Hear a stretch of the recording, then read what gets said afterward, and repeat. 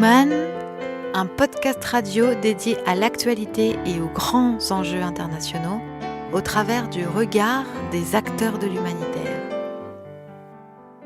Une émission présentée par Pierre-Alain Gourion. Mais oui, c'est Human, c'est les acteurs de l'humanitaire, ce sont les acteurs de l'écologie. C'est à la fois l'actualité internationale et les grands enjeux qui se jouent dans notre siècle, qui serait, m'a-t-on dit, le 21e siècle. Et aujourd'hui, nous avons autour de cette table les représentants d'un thème que nous avons appelé, avec ma co-animatrice Suzanne Lemaréchal, nous l'avons appelé « Climat, coquelicot, rébellion ». Et je me demande, Suzanne, pourquoi nous avons choisi ce nom pour intituler cette émission. C'est une bonne question. Oui. Je crois qu'on est parti sur un mix à la base de tous les mouvements qu'on avait entendu parler, non ? Oui. C'était un peu ça le débat. Finalement, c'est resté alors qu'on n'a pas spécialement invité les mouvements avec ces noms-là, à part Coquelicot qui est resté finalement. Ah, c'est Coquelicot qui est resté, mais on n'a pas de rébellion et on n'a pas de climat ?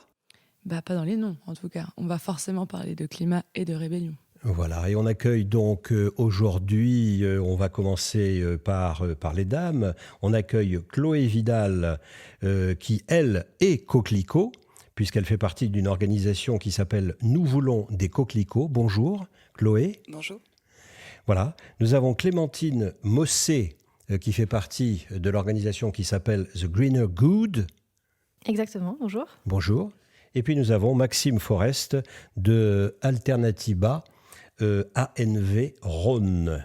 ANV Rhône, bonjour d'abord, pardon. Maxime. Bonjour. Voilà. ANV, ça veut dire quoi ? Ça veut dire action non violente. Vous êtes un non-violent ? Ouais, on peut dire ça. Et après, c'est compliqué, on pourra y revenir, je pense, de définir ce qui est violent ou non violent. Ouais. Et c'est un peu un enjeu dans nos mouvements et un débat perpétuel, en fait. Bien sûr. Où est la violence ? C'est ça. Qui la définit, en fait, et à quel curseur on est dans la société, en fait. Est-ce que casser une vitrine, c'est violent ou pas par rapport à un système capitaliste qui peut détruire des vies, quoi. Voilà. Et donc, on va vous demander de bien vouloir, peut-être Maxime, que puisqu'on est avec vous, de commencer par vous. D'où vous venez, qui vous êtes et comment est-ce que vous êtes entré en contact avec Alternatiba ? Vous y occupez une position de quelconque, précise dans cette organisation ? Nous, on est un collectif qui se veut avec des pratiques horizontales, en fait, donc on n'a pas du tout de président ou autre et tout ça. Après, bien sûr, on a des gens qui sont engagés à différents niveaux et actuellement, on va voir, c'est peut-être une thématique commune à certaines personnes ici, mais j'ai démissionné de mon travail, en fait, et je vais m'engager à plein temps pendant 1 an à ce collectif Alternatiba ANV Rhône. Et comment vous mangez ? Du coup, là, ça va être sur la forme d'un service civique pour avoir une partie à manger. Puis ensuite, j'étais ingénieur avant, donc j'ai aussi des réserves que je vais pouvoir utiliser sur 1 an et pouvoir m'engager pour le collectif et voir ce que je vais vouloir faire après, qu'est-ce que je veux créer ou autre. Et quand est-ce que ça t'est venu, cette idée de vraiment arrêter totalement ? Déjà, qu'est-ce que tu faisais exactement ? Ouais, du coup, c'est un long parcours, hein. Alors moi, du coup, comme j'ai dit, j'étais ingénieur informatique en fait depuis 3 ans à Lyon. Dans le mouvement Alternatiba, ça fait un peu plus d'1 an que je me suis mobilisé et engagé dedans. Et c'est un peu des étapes successives. En fait, j'étais déjà engagé dans le milieu étudiant. Ensuite, j'ai continué mes engagements dans la société civile, chez les grands, on peut dire.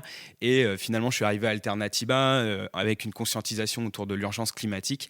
Et j'ai vu tout le non-sens qu'il pouvait y avoir à continuer mon travail et une volonté de faire des choses qui ont du sens pour moi et de vouloir aider en fait, à construire ce monde de demain. Et oui, parce qu'un ingénieur informaticien, pardon de revenir à des choses très basiques, ça gagne 1 500, 2 000, 2 500 euros par mois minimum, hein, ouais, bien sûr, dans ces eaux-là. Ouais, ça dépend. Et un service civique, on le sait bien ici, parce que la technique est assurée par un service civique. La co-animation avec Suzanne est également animée par un service civique. C'est 500 balles par mois. Oui, bien sûr. C'est un fort engagement, je pense aussi, de démissionner, de faire ce choix. C'est un peu un saut dans le vide. Hein. Jusqu'à présent, moi, ma vie, c'était de manière très contrôlée, en fait. Hein. Prépa, école d'ingénieur, emploi, pas de difficulté à trouver un travail et autres. Et là, de se dire, par rapport à tous les enjeux qu'on est en train de vivre dans ce siècle, il y a besoin de personnes qui se mobilisent et de faire un peu ce saut dans le vide. Donc, je ne sais pas où est-ce que je serai dans 1 an, mais pour moi, ça me paraissait totalement nécessaire par rapport à ce que je veux défendre. Qu'en pense ta grand-mère ? Bah, ma famille, alors c'est toujours un peu mitigé en fait, dans le sens où déjà il faut comprendre quels sont les combats, comprendre l'urgence climatique, c'est pas forcément quelque chose de facile, d'aisé pour tout le monde. Et ensuite, c'est ça, c'est plutôt de comprendre. Et ensuite, ils sont contents de voir aussi que je trouve quelque chose dans lequel je vais m'épanouir. Et ça fait de nombreuses années qu'ils savent aussi que j'ai des engagements et qu'ils voient bien que j'y trouve du bonheur et que je me réalise dedans. Très bien. Et donc, du coup, passons peut-être au deuxième invité, la deuxième invitée, Chloé Vidal. Est-ce que vous pouvez nous parler de vous et notamment de votre association également ? Alors, si je dois expliquer aussi les raisons de mon engagement, le mouvement en fait est né le 12 septembre 2018. Il a été lancé par un journaliste qui s'appelle Fabrice Nicolino, qui a publié un article dans un des journaux dans lesquels il écrit, qui est le Charlie Hebdo. Ça s'est accompagné d'un livre manifeste coécrit avec François Veyrette de Génération Future. Et en fait, c'est à partir de là que je me suis engagée dans le mouvement. À partir de là, il y a eu toute une série de rassemblements dans toutes les villes, toutes les communes en fait de France, villes et villages, chaque premier vendredi du mois. Et donc, j'ai commencé par rejoindre en fait le collectif de Lyon, en septembre 2018 pour le premier rassemblement. Et parce que vous lisiez Charlie Hebdo régulièrement, pourquoi Parce avoir qu'il se choisi trouve que Fabrice Nicolino est un ami aussi, donc j'étais un peu au fait de ses écrits. Mais de fait, c'est une question qui me travaille depuis longtemps. C'est pas mon premier engagement. En fait, il y en a eu d'autres avant. Je pense que je milite depuis quelques années sur d'autres questions, sur le gaz de schiste. D'autres sujets aussi importants qui sont tous liés à la question climatique, à l'urgence climatique, à la question de l'effondrement de la biodiversité, qui sont évidemment qui ont des enjeux qui sont liés de manière indissociable.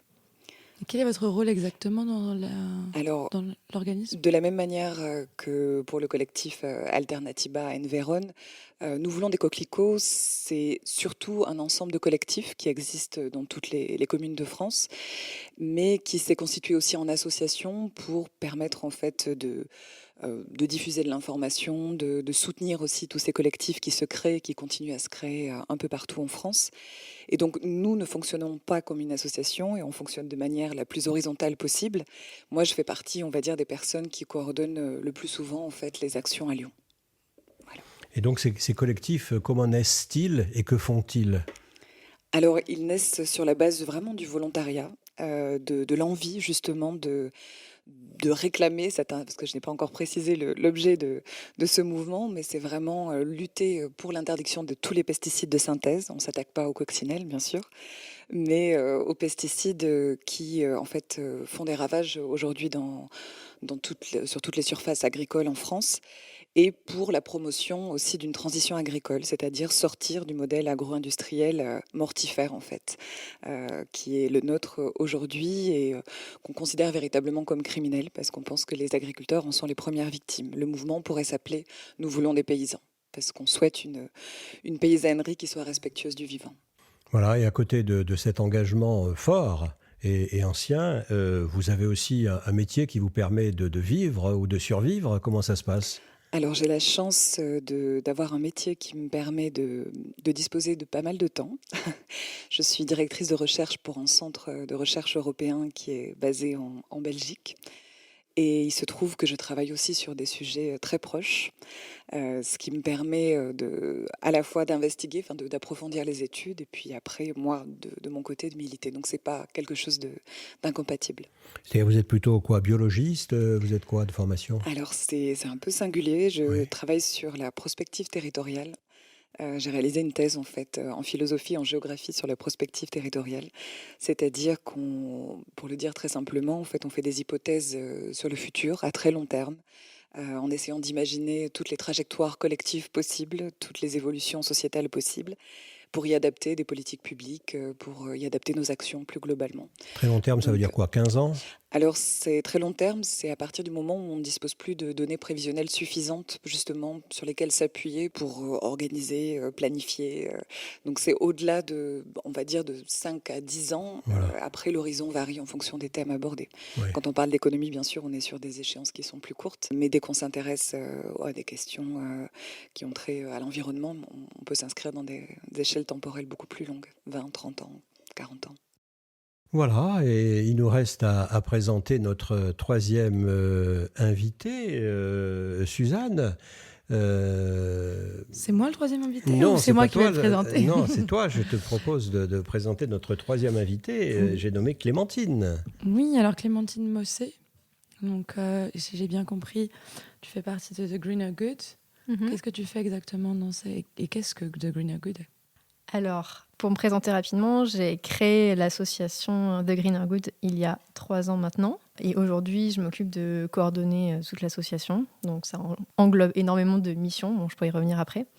L'objectif de l'association, c'est de sensibiliser le maximum de citoyens à l'impact de nos modes de vie actuels sur le climat et sur la biodiversité, et surtout de montrer, on va dire, des moyens de réduire cet impact en repensant nos modes de vie et de consommation. Donc concrètement, qu'est-ce qu'on fait? On organise des grands événements qui vont montrer toutes les manières qu'on a dans notre vie quotidienne de nous engager, que ce soit en modifiant notre alimentation, nos achats quotidiens, le choix de nos services bancaires, de notre énergie, de nos loisirs, etc. Donc on intervient vraiment sur tous les thèmes de la vie quotidienne. Et puis on développe également des médias, en fait, des outils pour connecter en fait les citoyens avec les lieux et puis les marques éco-engagées qu'ils peuvent retrouver sur le territoire de la métropole de Lyon pour consommer mieux. Donc typiquement, on a une carte interactive qu'on peut retrouver en ligne avec des commerces et des marques qui sont engagés sur le territoire. Et on développe également un guide de la consommation responsable à Lyon qui sortira début 2020. D'accord. Et comment est-ce que tu t'es retrouvée là-dedans? Alors, ça a été un cheminement sur plusieurs années. En fait, je me suis toujours intéressée à l'écologie. Donc, comme Maxime, j'ai fait des études d'ingénieur, on va dire un parcours classique, avec 2 ans de prépa et ensuite 3 ans d'école d'ingénieur généraliste.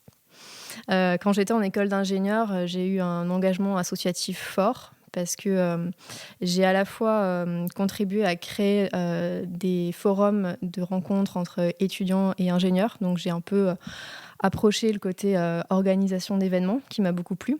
Et également, j'étais investie dans une association qui s'appelle Ingénieurs sans frontières et qui menait des projets de solidarité internationale et également des projets, on va dire, écologiques sur le campus. Et dans ce cadre-là, par exemple, j'ai mis en place des paniers bio dans l'école ou d'autres actions de ce type-là. Et ensuite, on va dire, j'ai continué mon parcours classique. Donc, j'ai commencé à travailler dans des bureaux d'études. J'ai travaillé pendant 7 ans dans le domaine des transports publics. Mais cet engagement-là mûrissait en fait au fil des années. Et un jour, je me suis dit, en prenant conscience de tous les enjeux actuels, tous les enjeux environnementaux notamment, je me suis dit qu'il fallait vraiment faire quelque chose pour sensibiliser le maximum de personnes à ces enjeux et à ce qu'on peut concrètement faire nous en tant que citoyens. Donc c'est de là que j'ai eu l'idée de créer d'associer les 2 choses qui me passionnaient, donc l'écologie et puis le côté créer des événements pour créer un événement sur justement l'éco-responsabilité au quotidien. C'est toi qui l'as créé totalement? Oui. Et oui, elle est la créatrice de cette organisation qui a quelle taille aujourd'hui en nombre d'adhérents, chiffre d'affaires, si je peux me permettre de parler de chiffre d'affaires pour une ONG, mais on en parle quand même. Hein. Alors aujourd'hui, on a 35 bénévoles. Ouais. On a également des volontaires en service civique dans l'association. Et puis, alors, chiffre d'affaires, oui, c'est toujours un peu compliqué parce que l'association est encore jeune. Disons qu'en 2019, on va dire qu'on avait un budget de 30 000 €, ce qui n'est pas non plus énorme. Okay. Mais... Alors, ce qui me frappe beaucoup en démarrant cette émission avec vous trois, bon, on va le dire pour nos auditeurs qui ne vous voient pas, qui vous écoutent, vous avez entre 25 et 35 ans, je ne crois pas me tromper, pas de beaucoup, enfin bon, voilà, vous êtes plutôt jeunes, mais vous êtes tous les 3 de formation scientifique. Et ce n'est quand même probablement pas un hasard si des jeunes gens, des jeunes femmes de formation scientifique se retrouvent, si, quelque part, je vois Chloé Vidal qui me dit non, je ne suis pas scientifique ou je ne suis pas jeune, qu'est-ce qu'elle veut nous dire? Peut-être les 2 à la fois. Non, simplement, oui, j'aime plutôt un parcours en humanité. Enfin, plutôt. D'accord, directeur de recherche. Scientifique, oui, directrice de recherche. T'es une chercheuse. Oui, absolument. Mais c'est vrai que c'est pas la technique au départ, mais oui, d'accord, c'est plutôt une réflexion sur la technique. Une réflexion sur la technique. Mais ce que je veux dire, c'est qu'il semblerait que sépare une approche en quelque sorte scientifique, que vous en arrivez à prendre des positions claires et nettes et parfois, j'allais dire, à rebours de l'essentiel et du fonctionnement de notre société. On va en parler dans la suite. Mais avant, on va s'offrir une petite pause musicale. La musique, c'est vous qui nous l'avez proposée. Et là, l'un de vous trois nous a proposé Plus chaud que le climat. Qui nous a proposé Plus chaud que le climat ? C'est moi, c'est Maxime. C'est Maxime. Ouais. Et donc, Plus chaud que le climat de Malik Arma. Malik Arma, ouais, c'est un militant de nos réseaux Alternatiba et NVCOP21 un peu depuis le début, et rappeur aussi, qui a parlé de non-violence et de climat dans un de ses clips. On l'écoute.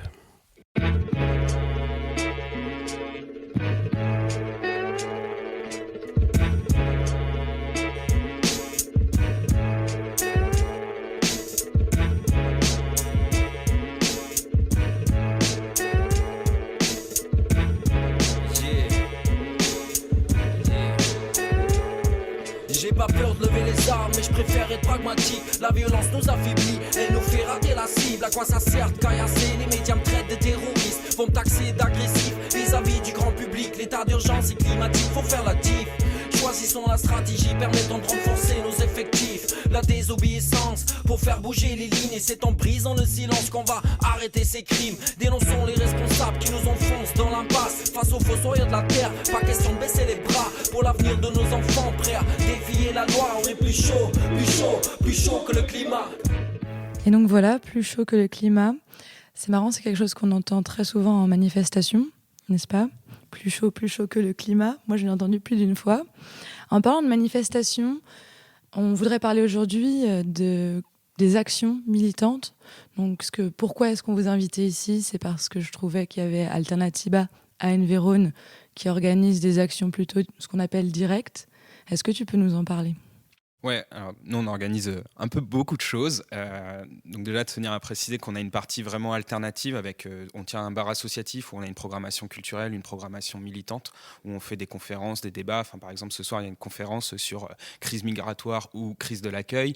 Enfin voilà, on touche des thèmes variés. On a de la programmation aussi de concerts, de théâtre. Enfin voilà, on fait vraiment beaucoup de choses aussi dans le terme des alternatives. On tient une AMAP, on fait la promotion de la Gonette. Enfin voilà, on fait vraiment une promotion des alternatives et du nouveau système qu'on veut mettre en place, et de l'autre, on sait qu'on doit résister à ce système. Alors on précise quand même, AMAP, c'est quoi ? AMAP, c'est Association pour le maintien de l'agriculture paysanne, donc on se retrouve un peu avec Nous volons des coquelicots. Ça permet d'avoir chaque semaine un panier d'un paysan, et en fait c'est un engagement sur un an, ce qui permet d'assurer un revenu aux paysans, peu importe la production qu'il aura. Et la Gonette ? Et la Gonette, c'est une monnaie locale de Lyon, qui est une monnaie alternative à l'euro, qui permet de sortir de ce modèle financier. Donc voilà, on est vraiment dans la promotion des alternatives sur tout un pan, mais on sait qu'on doit rentrer en résistance par rapport à ce système, et on pratique de la stratégie non violente, de l'action non violente, c'est-à-dire après qu'on ait épuisé tous les moyens de débat, de rencontre, d'aller poser nos revendications auprès d'élus, qu'on fait des pétitions, qu'on fait tout ça, quand tout ça ne fonctionne plus, eh ben on décide de rentrer en désobéissance plutôt et de faire des actions. Je pense un exemple à montrer, c'est on est sur la métropole de Lyon qui ne veut pas entendre nos revendications autour de la publicité, et surtout enlever cette publicité de la ville, et notamment les écrans numériques qui comptent implanter dans nos villes. Eh ben, on a été recouvrir la métropole de publicité pour voir si elle aimait ça quand on mettait des publicités sur ses murs à elle, et pas sur les nôtres. J'ai pas compris l'histoire de la publicité, pardon. Alors, la publicité, en fait, pour nous, c'est une des racines de ce système qui pousse à la surconsommation. Oui. Et donc, on aimerait voir la publicité disparaître de nos villes, tout simplement, puisque ça invite les gens à surconsommer. Ah et vous avez demandé à la métropole de supprimer la publicité des lieux. Donc ça fait 2 ans qu'il y a une association qui s'appelle Plein la Vue, qui travaille sur ces thématiques, qui fait un travail de plaidoyer, de fond, qui amène des arguments scientifiques, qui amène vraiment tous les éléments à la métropole de Lyon pour montrer en quoi c'est néfaste. Et la métropole, elle, n'entend rien. On se retrouve en réunion publique où il n'y a pas d'avancée par rapport aux précédents règlements publicitaires, où des lobbyistes de la publicité interviennent pour dire que c'est un patrimoine culturel, une liberté d'expression, la publicité, alors que pour moi, c'est une liberté tuer si on va jusqu'au bout et qu'on caricature un petit peu. Et donc, nous, on est contre cette publicité et on voudrait l'enlever de ces espaces publics. Mais est-ce que, pardon, juste une question, est-ce que la métropole a les moyens juridiques de supprimer la publicité sur son territoire ? Oui, bien sûr. On le voit à Grenoble, ils l'ont fait en fait. Alors, il faut après rentrer un peu plus dans la technique, mais il y a différents moyens. Donc là, il y a le règlement publicitaire qui est en cours de révision. Il pourrait être vraiment minimum, ce règlement publicitaire, par rapport à la loi pour déjà limiter toutes les tailles et tous les équipements publicitaires. Mais ensuite, il y a des techniques, par exemple, de tout simplement ne pas renouveler son contrat avec JCDecaux. Et donc, s'il n'y a personne pour mettre des publicités, il n'y a plus de publicité dans la ville et on peut mettre des arbres à la place. Et les vélos, alors ? Et les vélos, alors, c'est une solution de mobilité, mais qui pourrait totalement être financée aussi par la métropole. Et on peut développer aussi plein d'autres moyens de mobilité. Déjà, on aurait tous des pistes cyclables. On pourrait, pourquoi pas, donner des vélos aux gens, en fait. Au lieu d'avoir une prime à la casse des voitures et de racheter une nouvelle voiture, on pourrait fournir des vélos aux gens. Donc voilà, il y a vraiment plein de choses à s'ouvrir en termes de revendications et de méthodes. Et il faut des choses comme ça qui sont vraiment un changement de système et aller à fond dans ces propositions parce que maintenant ça urge en fait, on a besoin de ce genre de propositions. D'ailleurs, j'ai eu l'occasion de participer à une de vos formations qui est des formations à la désobéissance civile. Donc la désobéissance civile, c'est forcément non violent. Alors, je ne sais c'est pas. Question. Non, en tout cas, chez nous, oui. Après, donc nous, nos formations, elles visent à apporter un consensus d'action. Donc, on a certains critères autour de la non-violence, ce qu'on estime non-violent actuellement dans la société. Donc, c'est des choses qui peuvent évoluer. Et à côté de ça, on apprend aux personnes à se comporter en action de manière non-violente. Et en fait, c'est pour nous... si on fait une action en fait et qu'on a une revendication politique, qu'on a une symbolique, qu'on a quelque chose qu'on travaille, qu'on a du travail de fond qui a été fait avant, actuellement, le fait de casser une vitrine, de dégrader quelque chose, noie tout le débat et focalise l'attention juste là-dessus. Et donc nous, on essaye d'avoir des stratégies pour éviter ça et parler d'autre chose en fait. Qui sont vos référents par rapport à la désobéissance civile ? Moi, quand on me dit désobéissance civile, je pense Gandhi, je pense Jean-Paul Sartre dans les années 60. Je pense à certains Noirs américains qui étaient partis dans cette direction aussi. Quels sont vos Oui, bien sûr, ça fait partie de ces références, mais il y a aussi des chercheurs, il y a des mouvements aussi qui ont déjà été non violents. Par exemple, je pense au mouvement Haute-Port qui a fait tomber la dictature de Milosevic, je crois. Et, dans quel pays ça ? C'est dans les pays serbes, dans les Balkans. Et voilà. Du coup, il y a vraiment plein d'exemples aussi de luttes non violentes qui nous inspirent. Et ensuite, forcément, c'est quelque chose qui se construit en fonction de nos milieux, parce que le livre que le mouvement Haute-Port a rédigé, en fait, c'est comment faire tomber une dictature quand on est petit, sans armes et sans argent. Nous, on n'est peut-être pas dans une dictature encore en France, mais du coup, comment est-ce qu'on peut faire des parallèles pour trouver des moyens de faire tomber ce système ? Donc ça, ce sont des grosses actions qui s'organisent finalement et qui se font un peu collectivement. Ce que propose The Greener Good, ce ne serait pas de pouvoir faire des choses soi-même et individuellement, qui finalement, si tout le monde s'y mettait, changerait peut-être quelque chose. C'est une autre façon d'agir, mais elle peut être tout aussi bien et tout aussi efficace. Pour moi, en fait, ces approches-là sont complémentaires. C'est-à-dire que à mon sens, on doit agir à notre échelle, dans notre quotidien, favoriser justement des marques, des commerces qui sont engagés aussi pour les faire perdurer, pour avoir des vraies alternatives pérennes, mais aussi s'engager plus loin, donc porter soit des engagements politiques, des engagements associatifs, s'engager aussi dans des entreprises, soit en interne, soit en créant soi-même des initiatives. Donc on doit vraiment combiner toutes ces actions-là. Et effectivement, on peut commencer par notre vie quotidienne et repenser en fait tous nos actes de consommation courante. Est-ce que vous incitez également, ou alors vous proposez de participer en fait aux actions qui sont organisées, par exemple par Alternatiba ou tous ces autres mouvements, finalement ces manifestations, des mouvements plus actifs entre guillemets, de collectifs. Est-ce que vous les proposez ? Est-ce qu'entre vous avez la communication de participer ? Oui, nous, on a relayé les marches pour le climat. On y a nous-mêmes participé avec une partie des bénévoles de l'association. Donc, pour nous, c'est complémentaire. Et puis, ensuite, dans nos événements, on a aussi d'autres associations qui participent. Et justement, c'est en collaborant et en faisant chacun la communication sur nos différentes initiatives et nos différents mouvements qu'on va pouvoir faire grandir, en fait, cette pensée-là. Et du coup, pour la troisième... ce que j'appelle un peu le troisième moyen, mais disons qu'il y en a plein d'autres, parce qu'on ne parle pas du boycott, mais d'une certaine manière, c'est un peu tout ça, c'est la même chose. Mais on a aussi des pétitions. Est-ce que c'est ça, si j'ai bien compris, On veut des coquelicots ? Alors, on a tendance à rappeler qu'il ne s'agit pas à proprement parler d'une pétition, mais d'un appel à l'action. Ce qui nous inscrit aussi dans la même mouvance que d'autres mouvements citoyens. C'est vrai qu'on a une entrée qui est un peu particulière, qui peut donner à penser qu'on a de toute façon un objectif concret qui est l'interdiction de tous les pesticides de synthèse. Mais c'est l'idée qu'en fait, on s'attaque à la crise écologique de manière très concrète à travers cette question, ce prisme justement des pesticides. Parce que pour nous, les pesticides, c'est vraiment la clé de voûte du système agro-industriel. Quand on s'attaque aux pesticides de synthèse, on touche à différents problèmes, à la question de l'effondrement de la biodiversité, de l'écocide, la question de la détérioration de la santé, et puis je l'évoquais aussi tout à l'heure, la nécessaire sortie du modèle agricole dans lequel en fait on s'enlise et qui nous semble à ce jour criminel. Donc on a un appel à l'action qui est le point de départ en fait du mouvement citoyen Nous voulons des coquelicots, qui a donc été lancé en septembre 2018, qui a 1 an, et qui a recueilli près de 900 000 signatures aujourd'hui. J'ai évoqué aussi tout à l'heure les rassemblements citoyens devant chaque mairie ou hôtel de ville de communes en France. Et il y a de plus en plus de communes en fait, où des collectifs se forment, petits ou grands. On a également des actions juridiques, en fait, puisqu'on est très lié à la campagne J'ai des pesticides dans mes urines, la campagne glyphosate, qui à l'origine en fait était partie aussi d'une action de désobéissance civile, qui était celle des faucheurs volontaires, qui s'étaient attaqués à des bidons d'herbicides contenant du glyphosate en rayant dans les supermarchés en fait les codes barres. Donc ils avaient été déférés devant le tribunal de grande instance, et une campagne a été lancée justement pour les soutenir et pour montrer en fait que nous étions tous concernés par cette question en fait des pesticides.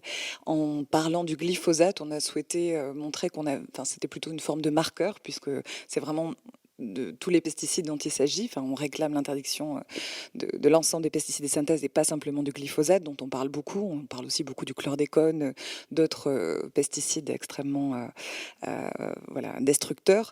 Mais le glyphosate, on en a tous dans le corps, et donc cette campagne aussi, et le fait de porter plainte après, une fois qu'on avait découvert qu'on en avait chacun dans le corps, c'était aussi une manière d'aller en justice et de réclamer cette interdiction.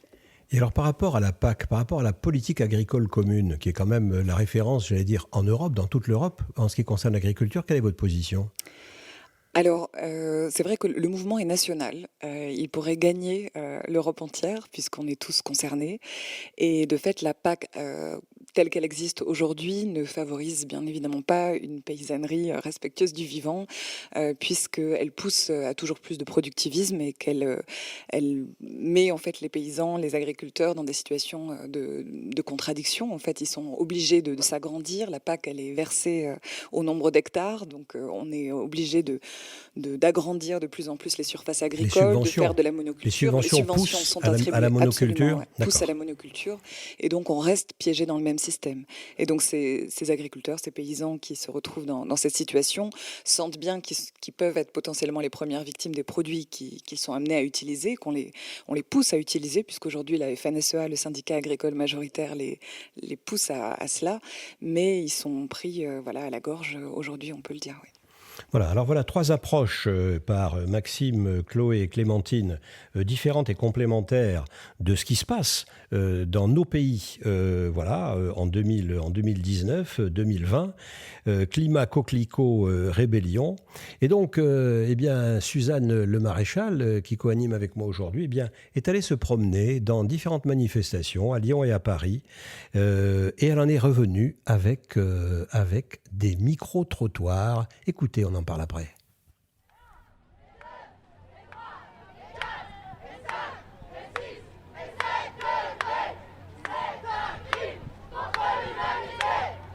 C'est la première marche pour le climat que j'effectue ici à Lyon. Ah c'est vrai, c'est la première. Qu'est-ce qui t'a motivé à venir? Le fait que ce soit un samedi, parce qu'habituellement c'est un vendredi et le vendredi c'est compliqué avec le boulot, bon voilà. Donc là on profite que ce soit un samedi pour avoir une mobilisation. Mobilisation, comme on peut le voir, il y a quand même beaucoup de monde. C'est quand même mieux de faire ça quand tout le monde peut venir pour montrer effectivement que c'est le combat de chacun de défendre l'écologie, de défendre la planète. Est-ce que vous pensez qu'une manifestation aujourd'hui, ça a encore de l'impact? Si, c'est nécessaire. Et là, on est à Lyon et on voit ce qui se passe à Lyon. Mais quand on voit que cette manifestation pour le climat, elle est mondiale, avec des centaines de milliers, voire des millions de personnes de par le monde, on pense à New York, on pense en Allemagne hier, toutes ces personnes qui se mobilisent de manière globale, ça a forcément un impact. Les gouvernements et les responsables politiques sont obligés de se rendre compte qu'il y a une mobilisation monstre et qu'il est nécessaire d'agir. Ils ne peuvent pas faire de la sourde oreille. Cette manifestation, déjà, il faut comprendre qu'elle s'inscrivait dans un cadre global. C'est de la mobilisation de masse qui a commencé depuis plus d'1 an et là qui fait une rentrée climatique qui commençait dès le 2 septembre en fait avec un procès de militants qui passait donc devant le juge et parce qu'il y a une forme de répression, le système est en train de résister à ce qui se passe.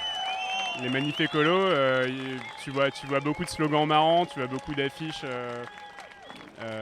super généralistes, mais tu vois pas de revendications très précises. Du coup, je pense que c'est pas suffisant. C'est un début, mais faut que ça se transforme en revendications précises. J'y crois plus trop, mais ça c'est mon avis personnel. Et je viens ici parce qu'on a plein de forces vives et plein de copains, mais je doute encore de l'utilité profonde de la manifestation en elle-même. Du moins quand elle reste calme et inoffensive. En fait, il faut de tout. D'un côté, il y a celles et ceux qui vont manifester et faire des mobilisations de masse, et d'un autre, ceux qui vont plutôt passer à l'action. Et après, chacune peut trouver son mode d'action et là où il ou elle se retrouve le plus, quoi. Mais il faut de tout.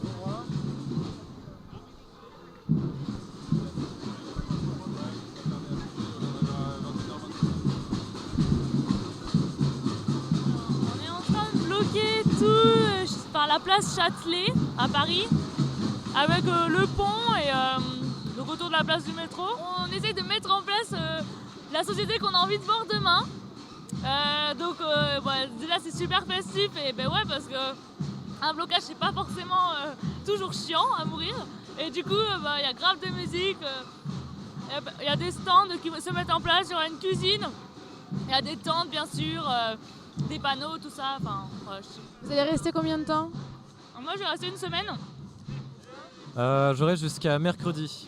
Et toi, tu restes? Mercredi aussi, pareil. On est à la fac à Toulouse, mais on pense que ça vaut le coup de bouger quand même. Dans le cadre d'un effondrement de notre civilisation tout entière, d'un effondrement des systèmes agroalimentaires, d'un effondrement du système économique et tout un tas d'autres choses, les études, ça paraît un peu lointain. Dans l'ordre de priorité, ça arrive vraiment tout en bas, quoi.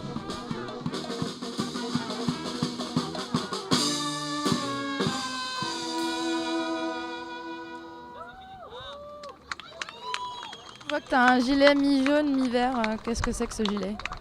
C'est pour signifier la convergence des luttes jaunes et vertes. D'accord, c'est quoi la convergence? Tu crois que tous les gilets jaunes sont écologistes? En fait, on sait que pour arriver à mener cette lutte, en fait, on ne peut pas la faire sans prendre en compte la justice sociale, justement. Donc c'est hyper important de prendre en compte toute cette dimension-là. Et on doit tous justement se réunir pour être plus forts. En fait, ça n'a aucun sens de se diviser et d'être chacun de notre côté. Et vous êtes des gilets orange, ça veut dire quoi? Alors, au niveau de la couleur, ça n'a rien à voir. C'est simplement, on est des peacekeepers. On est là pour, on est les anges de la paix, les gardiens de la paix, pour veiller à ce que tout le monde soit bien et confortable sur le lieu. J'ai vu que derrière, c'est marqué non-violent. Donc est-ce que c'est vraiment le mot de la journée, la non-violence? C'est vraiment le fond du mouvement, il est basé là-dessus, essayer de se faire entendre et tout en respectant, se respectant entre nous et aussi respectant les autres, et que ce soit au niveau matériel et au niveau humain. Là, je vais aller à mon cours de yoga et je vais prendre du V2 et je vais revenir pour dormir, en espérant qu'entre deux et deux, ils ne viennent pas expulser tout le monde.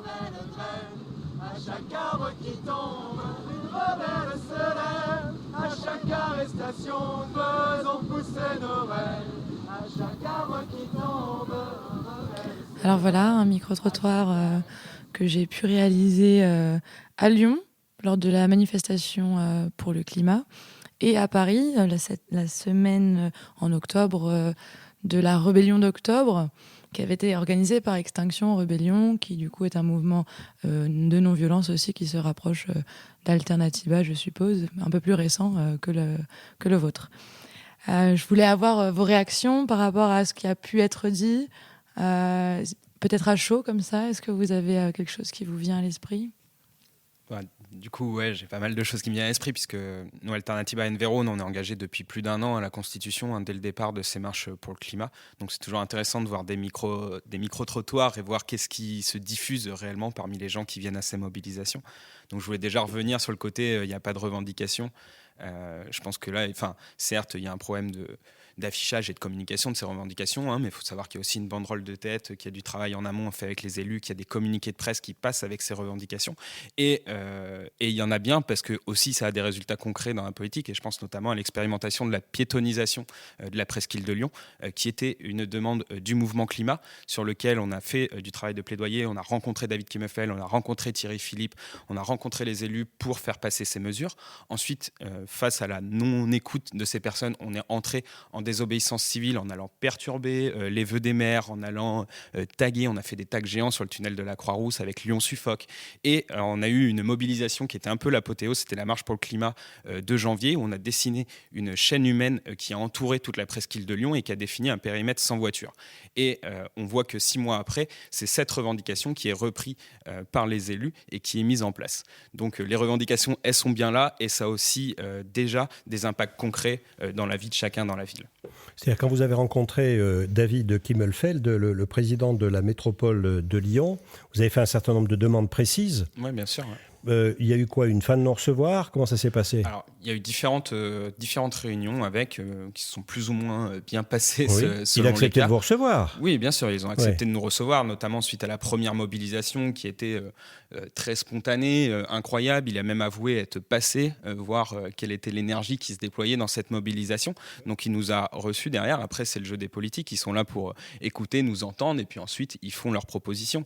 Et donc actuellement, sur toutes les propositions qu'on a pu mettre sur la table, qui pour nous paraissent légitimes et à devoir être appliquées immédiatement, on est très très loin du compte, et on le voit encore aujourd'hui. Gérard Collomb qui vient de remporter l'investiture de La République En Marche pour la métropole de Lyon. Non, la métropole. La métropole, oui. Qui était en conférence de presse, qui à nouveau apporte son soutien à l'anneau des sciences, au Lyon-Turin, enfin à tous ces projets autoroutiers qui sont destructeurs et climaticides et qui sont absolument pas une vision de l'avenir, à mon sens.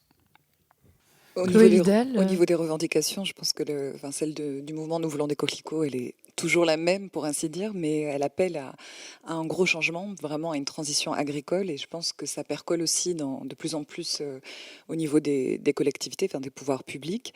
On l'a vu, je ne l'ai pas évoqué, mais quand je parlais d'action en justice, ce n'est pas nécessairement de simples citoyens. Aujourd'hui, il y a les édiles qui se joignent aussi à ce mouvement Nous voulons des coquelicots, avec des arrêtés municipaux, départementaux qui sont pris pour interdire l'épandage à une certaine distance. Pour le moment, en tout cas, on parle de la distance de sécurité, en fait, pour l'épandage des pesticides. Alors, on a beaucoup parlé, effectivement, dont on a beaucoup parlé. Du maire de Langouette, en Ille-et-Vilaine, en Bretagne, qui, d'ailleurs, hier, était en appel de son procès lundi 14 et qui attend une délibération sous 15 jours.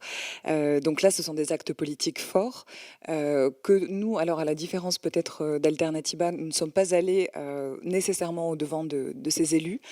C'est souvent de leur fait, mais aussi parce qu'ils ont commencé à échanger avec ces collectifs et qu'ils en sont, en fait, désormais.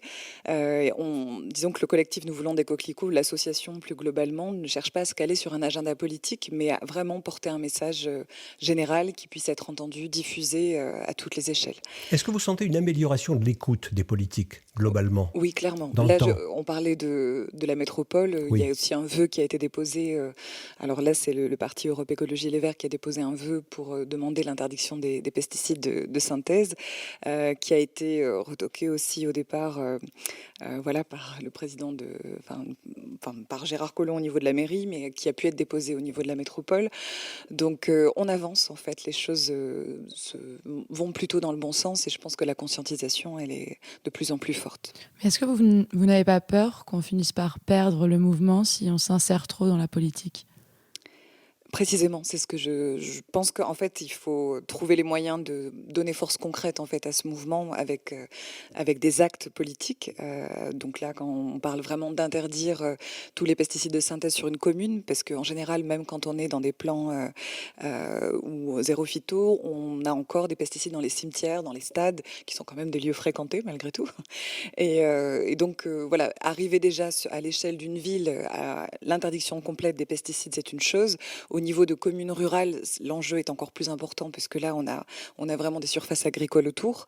Je pense que c'est nécessaire, mais ce n'est pas suffisant. C'est-à-dire le mouvement, il continue à vivre indépendamment de ces échéances politiques.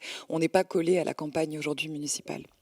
Et par rapport, j'allais dire aux paysans, par rapport aux agriculteurs ou par rapport au mouvement représentatif ou censé être représentatif des agriculteurs, ça se passe comment, globalement ? Dans notre pays, traditionnellement paysan, bien que la paysannerie, bien sûr, ait diminué en nombre. Il y a un rapport assez alarmant qui est sorti au Sénat juste avant l'été, dont on a fait peu de publicité, mais qui évoque un véritable déclin agricole en France. Il faut savoir que d'ici 10 ans, il y a 50% des agriculteurs qui vont partir. Oui. On connaît la situation de précarité dans laquelle se trouvent aujourd'hui les agriculteurs. Et le mouvement Nous voulons des coquelicots dénonce en fait l'inertie, l'inaction du principal syndicat agricole qui aujourd'hui continue de former les futurs agriculteurs aux méthodes. La FNSEA. La FNSEA, oui. Qui n'offre pas encore une formation à des techniques alternatives qui pourraient permettre de sortir justement de ce modèle agro-industriel qui est à bout de souffle en fait, qui montre clairement ses limites aujourd'hui. Mais alors, le paysan de base, comment il réagit à ça ? Il dit « je vais plus pouvoir travailler ?» Il dit quoi ? Alors, c'est vrai qu'on rappelle souvent, comme je le disais au début de l'émission, Nous voulons des coquelicots, c'est vraiment Nous voulons des paysans. C'est-à-dire qu'on n'est pas là pour stigmatiser, on ne fait pas de l'agribashing comme on le dit aujourd'hui, on ne stigmatise pas les paysans. Et bien au contraire, ce qu'on souhaite, c'est vraiment des paysans qui puissent travailler dans de bonnes conditions et produire une alimentation saine qui soit accessible au plus grand nombre. Donc c'est plutôt vraiment un accompagnement des agriculteurs aujourd'hui qu'on appelle de nos voeux en fait. Augmenter la formation, faire en sorte que les paysans soient de plus en plus nombreux, qu'on revitalise les campagnes parce qu'on est en train de perdre véritablement notre sécurité alimentaire. C'est vraiment une question de santé publique, comme l'a rappelé le maire d'ailleurs de Langouette très justement hier. Voilà, bien écoutez, on va peut-être se faire une promenade musicale vers le ciel. Avec un titre qui s'appelle justement Monkey Gone to Heaven. C'est les Pixies, écoutez.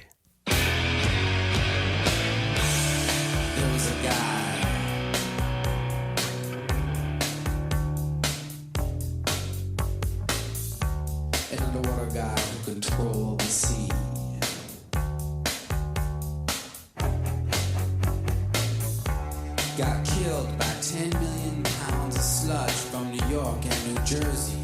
This one is gone to heaven. This one is gone to heaven.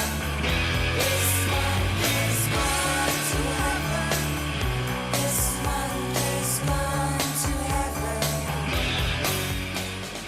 Et voilà, et donc Clémentine Mossé, votre réaction par rapport à ce qu'on a entendu tout à l'heure, à ce reportage fait par Suzanne.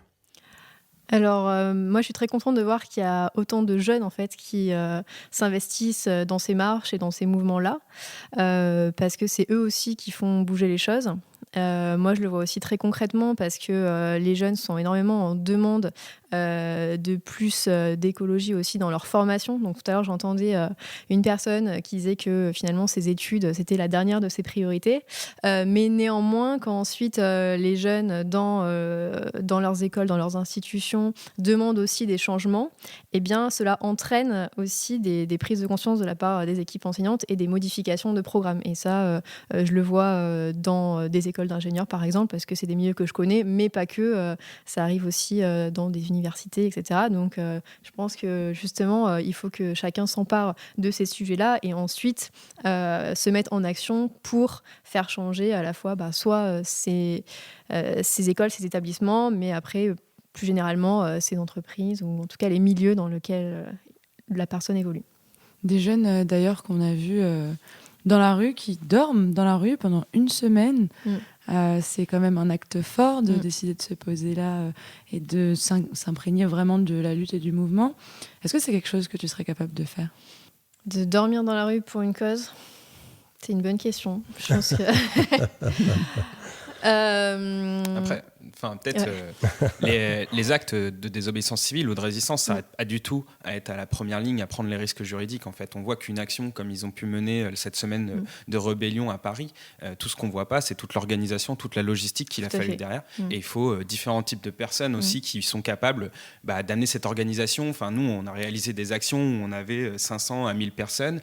Quand on a été bloqué un sommet à Pau, ces 500 personnes, il faut les héberger, il faut les nourrir. Et tout ça, c'est un gros travail aussi de bénévoles et de logistique qu'il y a derrière. Il faut communiquer sur les actions. Enfin, il y a vraiment une diversité des rôles où chacun peut aussi trouver sa place dans cette résistance climatique, quoi.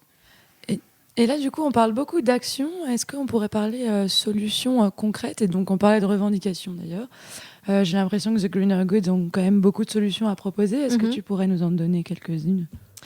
De manière générale, dans notre vie quotidienne, s'interroger sur nos vrais besoins. Est-ce qu'on a vraiment besoin de travailler plus pour gagner plus, pour ensuite consommer plus ? Donc en fait, c'est toute cette philosophie de la société de consommation qu'on peut remettre en question et vraiment en fait travailler en fonction de nos besoins. Par exemple, je vais citer une méthode qui s'appelle la méthode Bisou. Qui a été mise au point par Marie Dubois et une autre personne qui s'appelle Herveline. Donc cette méthode, ça consiste à se dire à chaque acte d'achat, est-ce que j'en ai vraiment besoin ? Donc c'est le B. Est-ce que j'en ai besoin immédiatement ? Est-ce que j'ai pas un objet similaire qui pourrait faire l'affaire ? Et ce produit-là qui me fait envie, est-ce que je connais son origine et les conditions de fabrication, etc. Et puis enfin le U, est-ce que c'est vraiment utile ? Donc voilà, ça c'est une première méthode pour déjà... Voilà, la méthode Bisou. Donc, la méthode Bisou. C'est sympa, c'est la méthode Bisou. Alors le B, c'est besoin. Le I, c'est quoi ? C'est immédiat. Est-ce que immédiat. Besoin immédiat, similaire, origine, utile. Et à chaque fois que j'achète quelque chose, je me pose la question du bisou. Exactement. C'est une bonne technique, moi je trouve. Je vais le retenir, cette histoire. La méthode Bisou. Est-ce que vous l'utilisez, Maxime et Oui, bien sûr. Alors, il y a toutes ces pratiques de changement individuel. Il y en a de nombreuses. Je pense que Clémentine peut en citer encore plein d'autres sur la réduction du chauffage chez soi, le zéro déchet, passer à un régime végétarien. Vraiment, arrêter de prendre l'avion. Qui vont encourager derrière aussi une pratique de légumes bio, de saison, donc favoriser une agriculture paysanne. Mais ce qui est intéressant aussi, c'est de voir...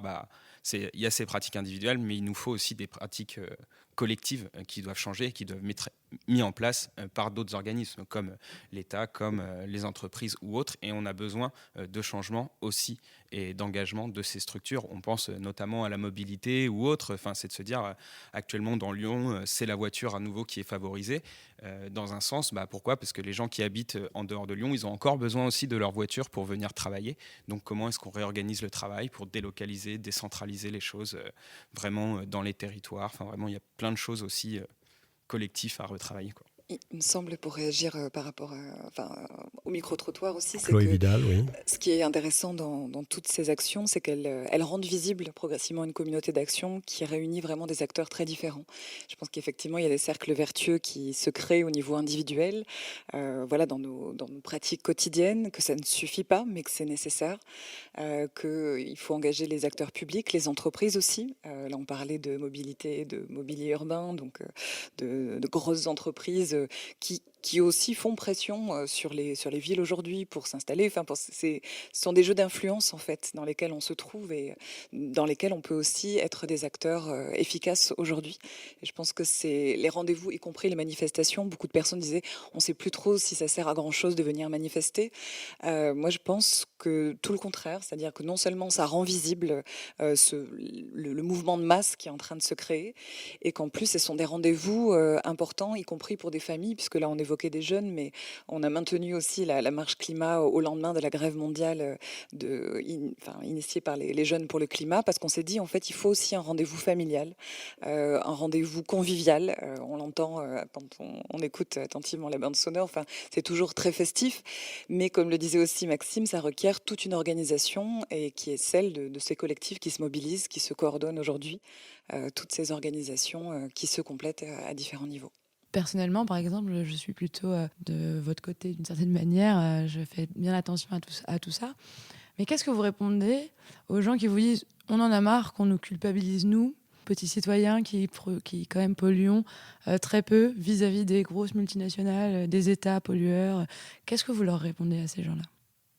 Je pense que c'est un appel à la cohérence qu'on lance aussi. C'est-à-dire, on montre déjà que nous, dans nos démarches individuelles, on avance et qu'on entend, on espère qu'on va aller collectivement sur cette trajectoire, en fait, et que ça passe par le soutien des pouvoirs publics, des entreprises, de tous ceux qui peuvent y contribuer. Je pense que globalement, ce message, il est surtout renvoyé par les gens qui veulent rien faire, en tout cas dans les institutions et les organisations. Et du côté des associations, on est plutôt à mettre tout le monde à égalité. En fait, tout le monde doit faire des efforts, on doit bouger individuellement, collectivement, toutes les structures doivent se mettre en ordre de bataille parce que on est face à une urgence telle que si toute la société ne change pas, en fait, on n'y arrivera pas non plus, quoi. Vous n'avez pas peur d'un nouveau conformisme ? Il va falloir expliciter la question un peu. Eh bien, je l'explicite, je prends le contre-pied, je me fais l'avocat du diable. Je veux dire, est-ce que tout ça risque pas d'aboutir à « il faut être comme ci, il faut être comme ça ». Comment ? C'est la menace de la dictature verte, c'est ça ? Non, c'est oui, ça c'est qui... une question. Oui. C'est une question qui me vient à l'esprit, parce qu'il faut bien prendre le contre-pied et faire du débat entre nous. En même temps, on n'a plus bien le choix, parce que d'après Donc c'est Clémentine Mossé qui répond. Les accords de Paris, on doit baisser de 80% nos émissions de gaz à effet de serre. Ouais. Donc passer de 11 tonnes par an et par Français à seulement 2 tonnes par an en 2050. Et donc dans cette réduction de 80%, il y en a 20% qui peuvent être dus au changement de comportement individuel et 60% qui sont dus aux actions collectives et politiques. Et donc forcément, on est obligé à un moment de se prendre par la main et de dire en fait, on n'a plus le choix, il faut y aller, et puis pas tergiverser, à se dire oui, peut-être qu'on pourrait faire autrement ou s'en passer. Enfin, à un moment, voilà, il faut y aller. Vous voulez dire, à la limite d'une coercition, qu'elle soit sociale ou juridique, va devenir nécessaire, devient nécessaire. Exactement. Et nécessaire. Oui, Chloé Vidal. Oui, il me semble en fait que ce contre quoi on lutte, c'est vraiment le déni de l'urgence écologique, de l'urgence climatique. Et qu'après, ça laisse la place à la controverse encore sur le sujet, sur les moyens de s'en sortir, mais que c'est pour ouvrir justement le débat sur ces sujets et ne pas le refermer, en fait, et fermer les yeux sur l'imminence d'une catastrophe possible. Voilà, je crois que c'est surtout ça. Les élections à venir vont nous donner une très belle image de ça. Je pense que tout le monde va se revendiquer d'être écolo. Et maintenant, il va falloir distinguer les vraies solutions des fausses et de l'écologie de façade qui ne résoudra rien, quoi. Et maintenant, qu'est-ce qu'on fait ? C'était la 3e musique que vous nous avez proposée, on la passe ? Magi wallo, adunangi joy, magi wallo, samawai. Nurjuk dimbaliko te bolo, nubok kabena yon, samawai wai. J'achète et puis je jette, ça pollue la planète, ça cause l'effet de serre, ça réchauffe la terre, l'océan va monter, les îles seront inondées, les réfugiés vont partir, qui va les accueillir, animaux maltraités et ensuite torturés, un dogme de croissance, on mange en abondance, besoin de beaucoup d'eau, pour juste un petit kilo, pour nourrir le bétail, des tonnes de céréales, et maintenant qu'est-ce qu'on fait ?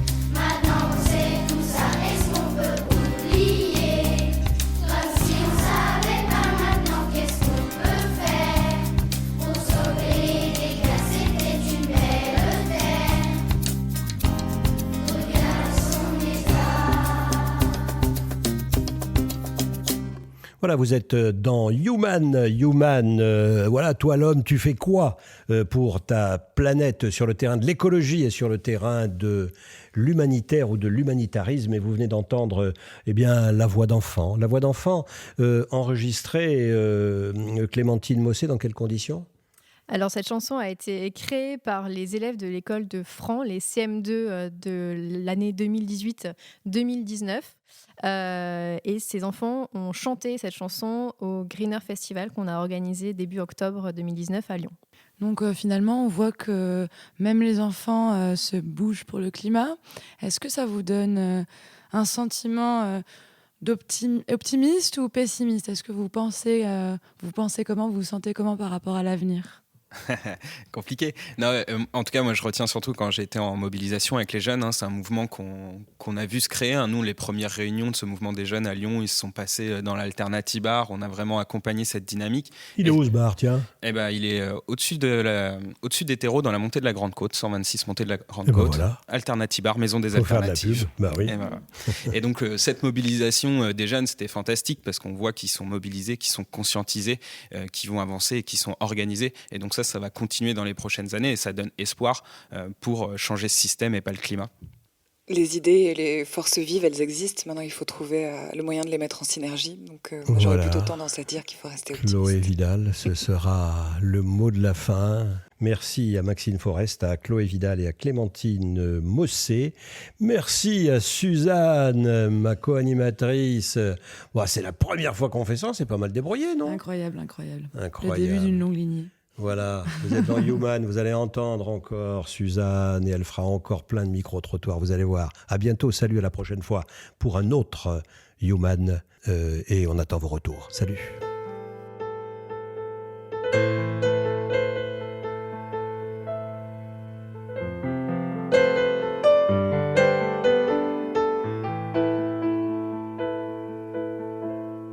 Human, un podcast radio dédié à l'actualité et aux grands enjeux internationaux au travers du regard des acteurs de l'humanitaire. Une émission présentée par Pierre-Alain Gourion.